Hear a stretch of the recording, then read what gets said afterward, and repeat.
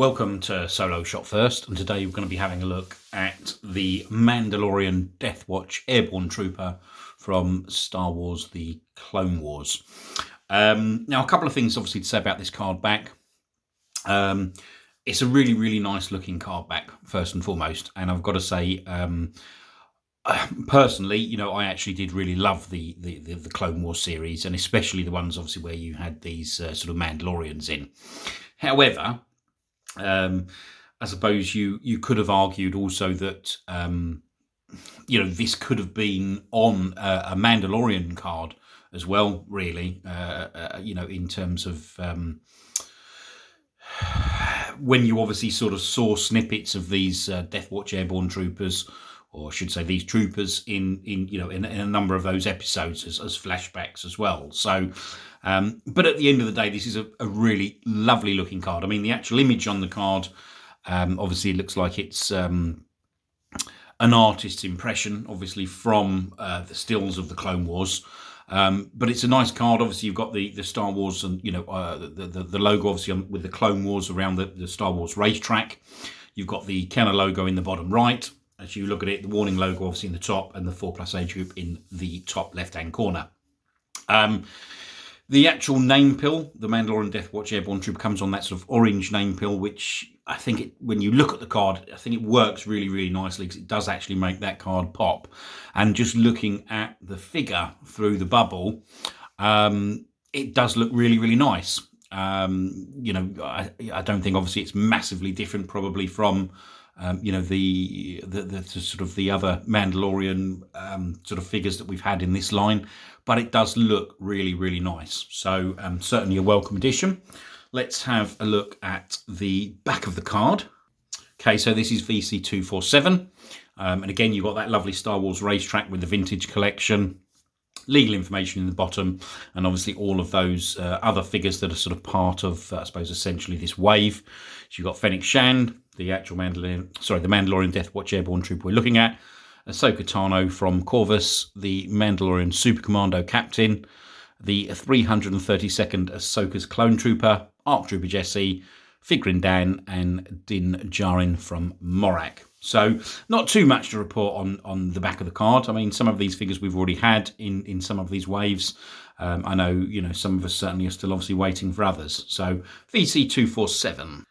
Okay, so just coming back to the front of the card again. And yeah, I've got to say the actual sort of first impressions through the bubble, that figure does look really, really nice. But nice card back, nice looking figure in there. Again, if you're interested in sort of Mandalorians or army building, this is certainly one that you're going to want either carded or loose. So all we now need to do is let's get this figure out of the packaging and we'll have a look.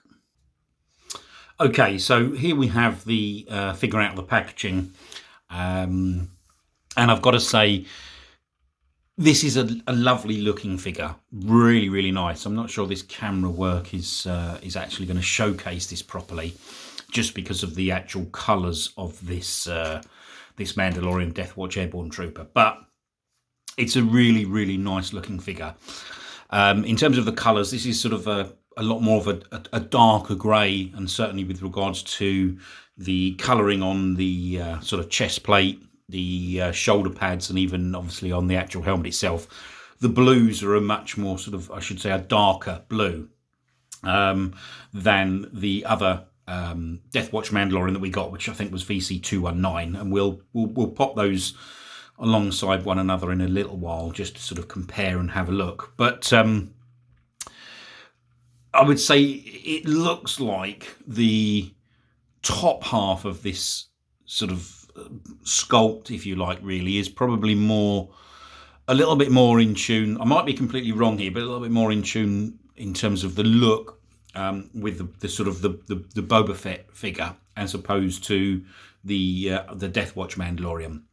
But listen, at the end of the day, I don't mind obviously if they've used different bits and pieces to sort of make up the, again, what essentially is a super looking figure.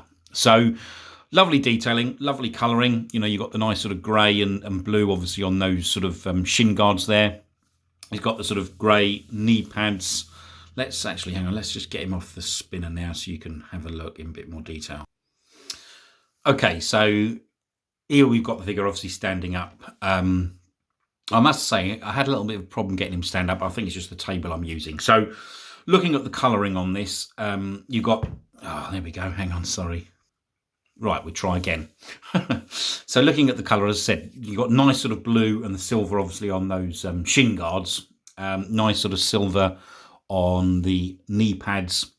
And I actually really like the way that they've got those sort of holsters attached to the leg because, you know, again, in terms of sort of articulation, this figure has what I class as those sort of full butterfly hinges. So obviously you can move them side to side and sort of, you know, up and forwards if you like. So, but really nice detailing obviously on that armoured chest plate. As I said, that does look far more sort of reminiscent of the Boba Fett figure, and exactly the same really with that arm guard. If you, let's see if we can get them stand up there, if you can, don't know if you can see that properly, but that arm guard obviously sort of has those sort of pipes that hang out the back of it. Nice orange on the sort of the pauldron, obviously for the Death Watch Mandalorian Airbourne Trooper, and the actual rangefinder obviously on that helmet does move up and down. So really nice looking from the front. In terms of from the back, again, just some nice colouring really. Let's move that, sorry. On the, you know, on the sort of jetpack, there's just a couple of lit bits of blue, obviously in with the light grey, but the figure looks nice, very nice from both the sort of the front and behind. In terms of the articulation with this figure, this is got everything that you'd want in terms of full articulation, obviously with regards to swivel at the head, articulation at the shoulders, articulation at the elbows, articulation at the wrists, and also obviously with a hinge there. You've got a swivel just above the waist. As I said, you've got those, come on, stand up. You've got those butterfly hinges, obviously, in the hips. Oh, sorry, guys. Sorry about this. Articulation at the knees, and obviously articulation at the feet with the rocker ankles. So absolutely fantastic articulation. Lovely looking trooper. Just to sort of make a comparison and just sort of bringing in the VC247, which was just the Death Watch Mandalorian, I think you can just sort of see what I was talking about there in terms of, yeah, they'll have used parts, but certainly very, very different looking. The sort of chest plate is completely different.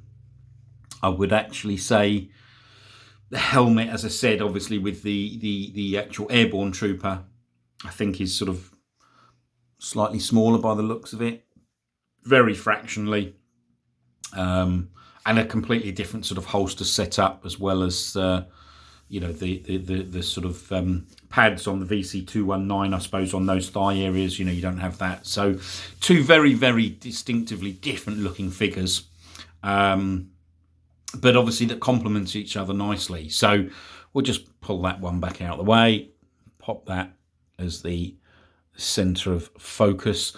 In terms of the accessories that you get with this figure, you get this mid-range blaster.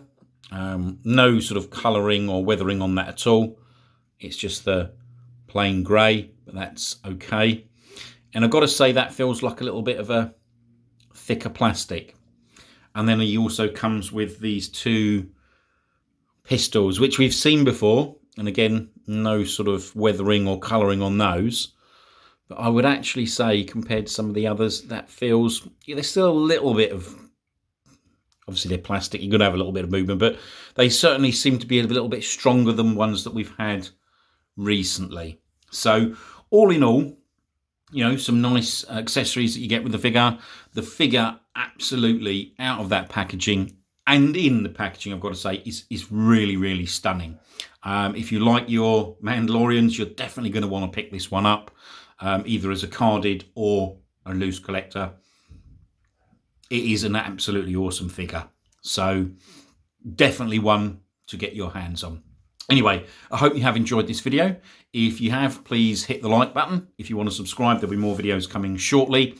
And if you've got any questions or comments, please leave them in the comments section below, and I'll come back to you as soon as possible. I hope you enjoyed the video. Thanks for watching.